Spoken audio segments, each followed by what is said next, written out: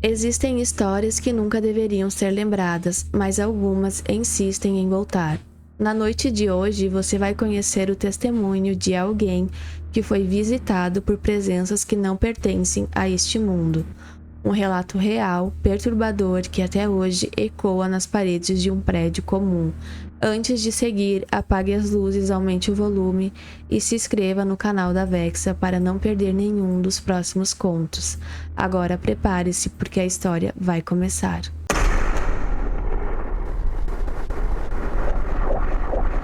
Eu tinha 9 anos quando aconteceu a primeira coisa. A casa era velha, piso de madeira cansado, barulho de bicho correndo dentro das paredes. Eu me achava maduro para a idade.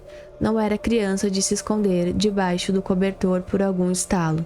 O som que me acompanhava à noite não era de rato roendo fino. Era um raspar grave, como dentes grandes, esfregando na tábua do assoalho, bem debaixo da minha cama. Eu ouvia, respirava fundo e pensava: é bicho preso no forro, nada demais. Até a madrugada em que acordei com um golpe seco na nuca, o quarto virando um funil de sombra, e senti mãos pequenas me arrastando pelo chão. Não vi rosto, só um corpo miúdo, mais baixo do que um adulto, mais alto que eu. Talvez uma mulher magra demais, talvez uma criança comprida, me puxando pro guarda-roupa. As portas bateram atrás de mim. Roupas desabaram da prateleira, me enterrando. Eu tentava gritar e parecia que tinha sido arrancada junto com o ar.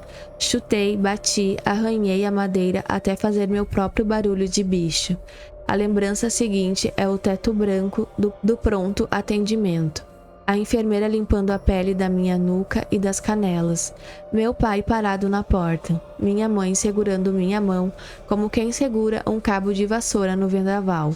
No tornozelo esquerdo ficou um círculo áspero, voltando em casa de tempo em tempo como uma queimadura que se recusa a ir embora, até completar 15 anos. Jurei a mim mesmo que tinha sido a pior noite da minha vida. Anos depois descobri que eu não sabia nada de medida. Um acontecimento nos partiu ao meio e depois em 3. Onde éramos 6, ficamos 3. Meu pai, meu irmão mais novo e eu. Tentei tapar o buraco com cachaça e silêncio. Caí, levantei, caí de novo. Com ajuda e raiva, fui achando o caminho. Quase aos 30 anos, cumpri o que prometi à minha mãe. Entrei na faculdade. Aluguei um mini apartamento em Porto Alegre, no Menino de Deus. No miolo perfeito entre a faculdade e o trabalho e a casa do meu pai, que já precisava visitar mais, porque a idade vai chegando e deixando a gente miúdo e teimoso. O prédio tinha 2 torres se encarando por uma fresta de poucos metros. No meu quarto, a parede era quase toda de vidro, mas a vista não era a cidade, era a janela inteira do apartamento da frente no mesmo nível, a 3 passos de quem tivesse braços muito longos. No começo morou ali uma família com 2 guris educados. Depois, 2 caras que desapareceram num mês. E então chegaram eles, um casal de uns 50 e poucos discretos, subindo com caixas, sem papo, sem sorriso de vizinhança. Gente quieta, pensei, melhor que criança correndo. Eu ainda não tinha aprendido que o que assusta mesmo raramente faz barulho. Percebi uns dias depois que eles não ficavam sozinhos. Durante o dia, uma senhora ficava no apartamento. As cortinas viviam semi-fechadas, mas havia sempre um retângulo de luz e nele a cadeira de rodas com a velha. No início, ela espiava de longe, meio tímida. Um dia, quando eu levantei da mesa e olhei por reflexo, ela ergueu um colagem nas mãos. Papel colado em papel, recortes de revistas formando alguma figura que eu não alcancei entender.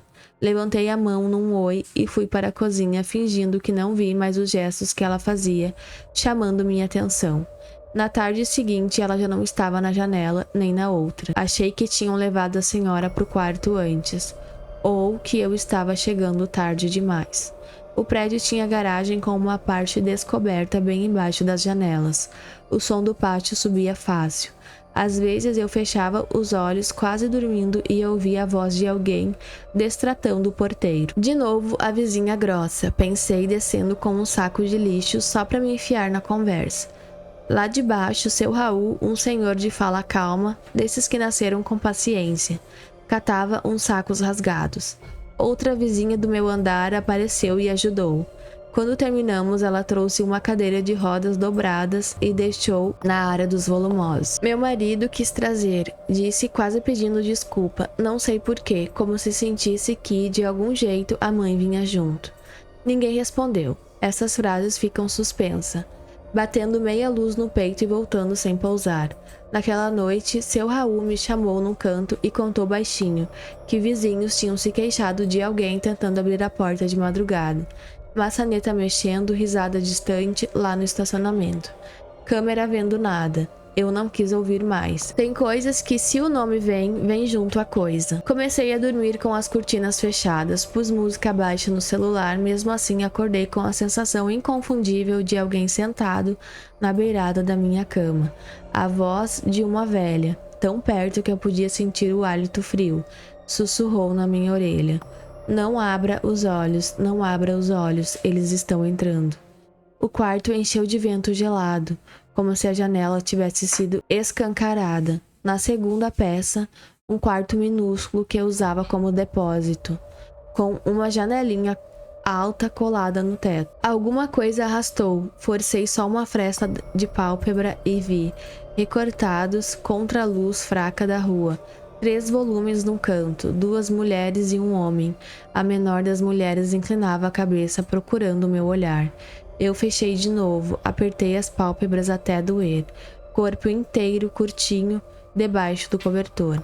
Quando criei coragem e abri, a casa estava silenciosa como uma igreja fechada. Meu coração batia em tudo, no vidro, no chão, nas paredes. Fui até a janela da sala, do outro lado. As cortinas do apartamento da frente estavam fechadas, mas a luz que sempre deixavam na cozinha parecia mais forte, recortando a sombra de alguém sentado rente ao vidro, prestando atenção em mim. Lá dentro, na minha segunda peça, uma porta rangeu. Dei um passo e vi que ela estava aberta. Algo se moveu lá dentro. Fugi. Desci as escadas com a certeza idiota de que tinha gente atrás. E quando cheguei ao térreo, pedi pro vigia do turno subir comigo. Ele não me conhecia, era novo. Me olhou com desconfiança.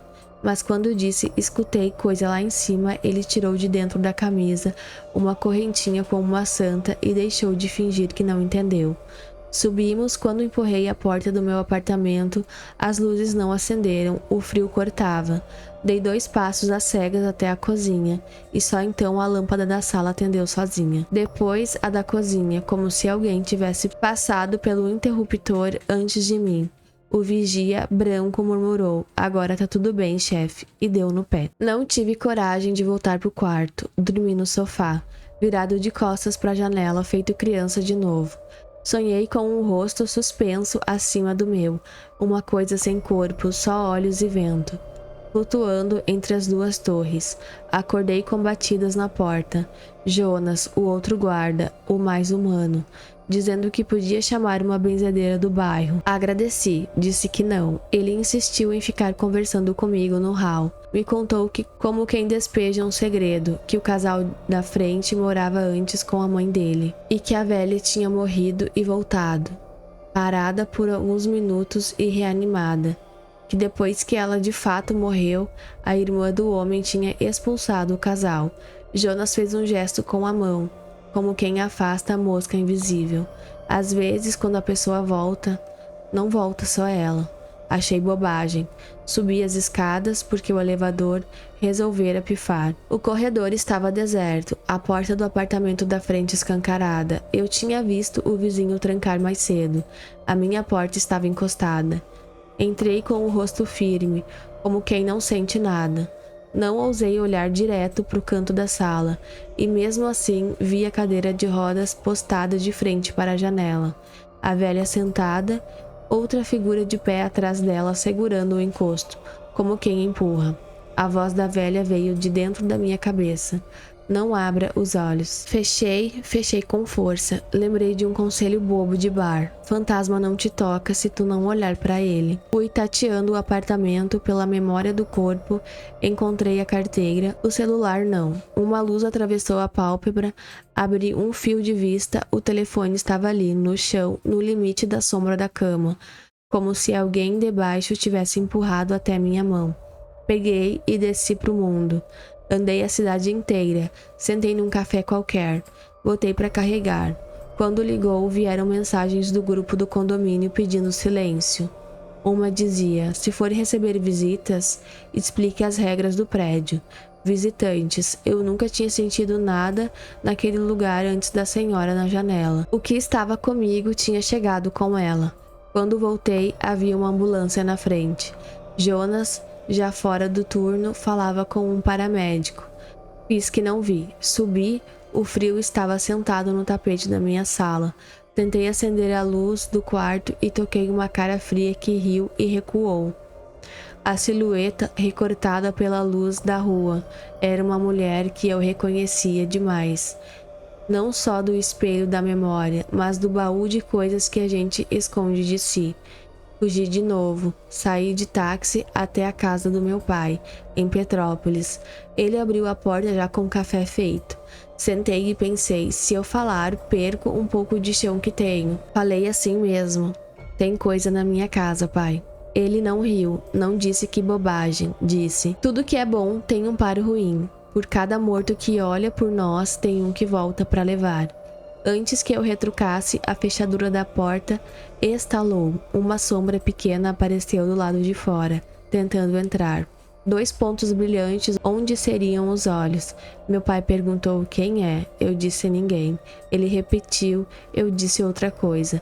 Comecei a contar do acidente, da brincadeira imbecil com a alavanca do caminhão de mudança, da descida curta demais pro tempo que eles teriam para largar as malas e sair da frente. Falei, minha culpa, até perder gosto. Meu pai pousou a xícara. Tua mãe não era fácil. Às vezes tu achava que ela amava mais teus irmãos, mas ela não viria te buscar. Ela queria te ver formando. Tu prometeu isso pra ela. Ela sabia que tu amava, todos sabiam. E eles vinham aqui às vezes. Eu sentia a tua irmã deixar debaixo da minha cama. Vi nas últimas semanas, sumiram. O exaustor da cozinha ligou sozinho. Lá em casa, quando minha mãe explodia, ligava o exaustor. Barulho para abafar a cabeça. O som fabricou na minha barriga um frio muito específico. Abracei meu pai num jeito torto e fui embora. Eu precisava ver o que tinha ficado me esperando. O guarda dormia atrás da porta da portaria no chão. As luzes do corredor piscavam com cansaço. No meu andar, o ar gelado fazia arder as narinas. A porta do meu apartamento estava aberta. Empurrei. Alguém, mais de um, passou da segunda peça para o meu quarto. Na penumbra, vi os 3, minha irmã pequena, agachada perto da cama, meu irmão parado no alto da porta, minha mãe em pé, na janela. Os olhos dela eram os de sempre, mas multiplicados por algo que só a morte decanta, raiva fria e um resto de amor que não sabe em que mão segurar. O celular vibrou, meu pai, não atendi. Debaixo da cama, senti minha irmã entrar, do mesmo jeito que meu pai tinha sentido semanas antes. A figura do meu irmão respirava como se o relógio tivesse encostado no peito dele. Minha mãe se aproximou até eu sentir o ar bater no meu rosto. Eu ouvi rezas baixinhas no canto da sala, a velha da cadeira sussurrando um Pai Nosso, que se emendava em outra reza que eu não conhecia, repetindo com quem te dá uma corda no poço. Dormi no fio da voz dela, não por paz, mas por exaustão. Acordei com a casa estranha, como se tivesse sido rearrumada, sem que nada mudasse. Joguei roupa de cama numa mochila e me mandei. Aluguei um puxadinho numa laje 2 quadras acima. Dormi lá por meses. Aos poucos me disseram que a família do outro lado foi embora. Alguém colou um aviso no quadro de recados propondo chamar um padre. O corretor começou a avisar interessado. O prédio tem histórias. Jonas renunciou o emprego. Seu Raul, por tempo de casa, foi transferido. e o prédio ficou com barulhos. Às vezes, de madrugada, o rangido de uma cadeira de rodas passeia pela garagem. Às vezes, risada curta reverba nas paredes como se a torre tivesse ganho garganta. Meu irmão, estudando com bolsa em Curitiba, começou a me ligar de madrugada dizendo que sonhava comigo sendo puxado pro armário. A gente era pequeno e a nossa mãe dizia que não foi um sonho. Ele falou, dizia que a mãe saiu do armário para te levar, mas que não era bem a mãe, era ruim. Eu ri, pacotando nervoso. E ao mesmo tempo tudo voltou com uma nitidez que esfolou. Hoje durmo de frente pro guarda-roupa, aprendi a rotina. Às vezes, corto a luz da sala e deixo a janela da cozinha acesa, pro vidro da frente me devolver só o borrão de mim. Em noites como esta, a porta do armário fica aberta, embora eu tenha certeza de que a fechei. Às vezes o sussurro da velha volta, agora abre os olhos, eu abro. Quase sempre é só reflexo pálido do meu rosto, a pele da nuca coçando no mesmo lugar onde o tempo fez crosta. Quase sempre, quase.